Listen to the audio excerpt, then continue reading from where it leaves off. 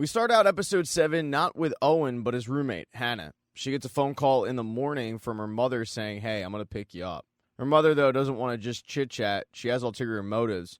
With Hannah's boyfriend, Jeff, working at the White House, she needs some dirt. There was a meeting that took place. She wants to know who was there. Hannah feels kind of scummy about asking Jeff any of this, and her mother presses her, saying, this is Washington, D.C., this is how things work.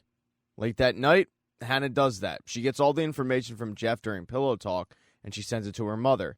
But the next day, Jeff is fired from his dream job at the White House. They found out he was a rat. Hannah calls up her mother, furious because she got Jeff fired. That was never discussed. And their mother apologizes for not telling her the whole truth, but says that Kevin Mills, the chief of staff, needed to know who the leak was, and now the chief of staff is going to owe her a favor. When Hannah finds this out, she feels disgusting. Over in Geneva, Max and Owen arrive, but they have to be on high alert. Geneva is a Russian mob playground, according to Max. The goal is to get in, get Max's money, and get out without drawing any unwanted attention to themselves. While it makes Owen a little bit uncomfortable, the cover that Max has come up with for him is he's nothing more than her boy toy. So when they arrive at the hotel in Geneva, that's what it appears to be. But Owen is unaware of the fact that his buddies, Violet and Lester, are outside watching this.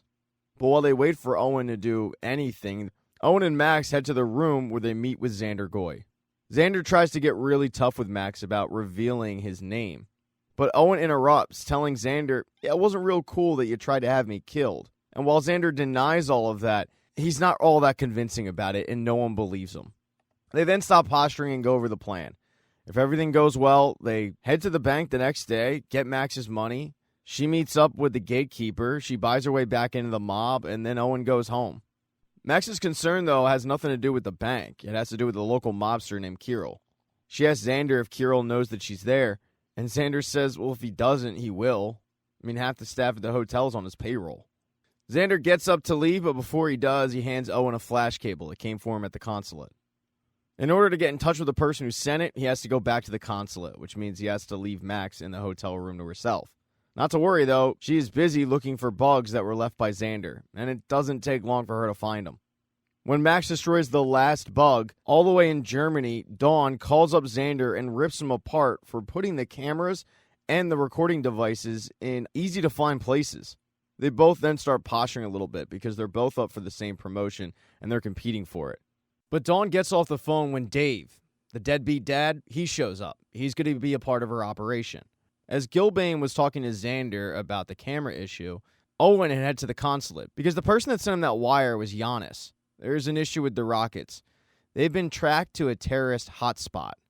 Giannis is freaking out about this. The headline writes itself. CIA gives missiles to terrorists. Owen, though, comes up with a plan. He tells Giannis to make it more confusing. The more confusing it is, the more that Americans won't care. He uses Watergate and the Iran-Contra as prime examples of this. It's actually pretty genius. Before Owen heads back to the hotel, he goes to a bar to have a drink by himself.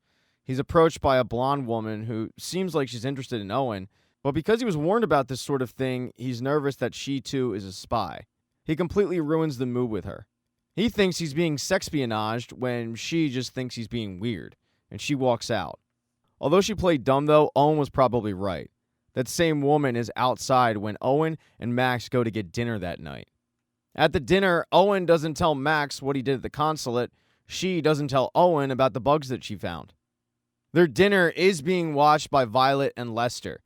Because Owen and Max have so much chemistry from an outsider standpoint, Violet and Lester start questioning whether the two are hooking up. It leads Violet to question Lester on why he never made a move on her. And he basically says that it just never ends well.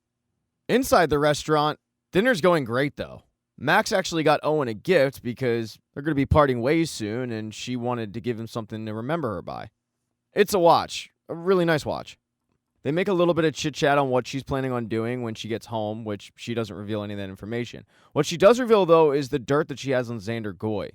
Xander was having an affair with Kiro's wife, the same local mobster that would be on the lookout for Max. Now, Kiro knew that his wife was having an affair, he just didn't know with who. He searched, never getting the answers. He even offered up a bounty, but still he came up short. Max then excuses herself to go to the bathroom because she noticed somebody sitting in the hotel bar. It's one of Kiro's men. When she goes to the bathroom, he follows her in, and she ends up killing him in there. But when she exits, she doesn't tell Owen a thing, just saying, let's go back to the hotel. And at the hotel, they hook up. Owen resists at first, but he can't resist all that much because murder is nature's most powerful aphrodisiac. The next day, they get dressed, they head to the Bank of Geneva. Everything's going according to plan until they try to take the money out. The banker tells them that account is frozen. They tell him to check again, and he once again says it's frozen. And not only is it frozen, but I have to alert the authorities that somebody tried to access it.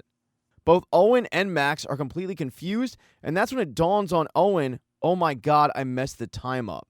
When he told Linus about this, he never made sure to convey he meant Geneva time. So they showed up 6 hours early. They walk outside because Owen has to get in touch with Linus immediately, but Linus is sleeping. He then calls up Lester, having no idea that Lester is in Geneva, and asks him to stop on by, but Lester plays sick. His last remaining person he can call is Amelia. She's hesitant to do it, but she does it anyway, heading over and waking Linus up. When Linus hops on the phone, he gives Owen some bad news, though. There's nothing he can do about it. As Max and Owen are walking outside the bank trying to figure out what they're going to do, Owen notices an unmarked van. It screams CIA, and when he walks over to it, he's really surprised because there's Lester, and he looks really healthy. After Owen realizes that Lester and Violet were sent there to babysit him, Xander Goy shows up wanting to know what's going on. Everybody piles into the van, Owen explains the situation, and they try to go into damage control. A couple of bad ideas are thrown out, but Owen gets a really good one. It's the fact that they work for the CIA. Their whole mission is collecting intelligence. All they have to do is collect intelligence on this banker and blackmail him. And they get some. That blackmail, though, doesn't work, so Max goes with an alternative approach, threatening him with bodily harm. That works. He's pretty terrified at their threats, but he explains, I can't access her account. It was locked the moment I tried to access it. That's when Max says, well, I do have a safety deposit box, and that is no problem for the banker. He lets them in, and Owen's a little confused because there's no money in it.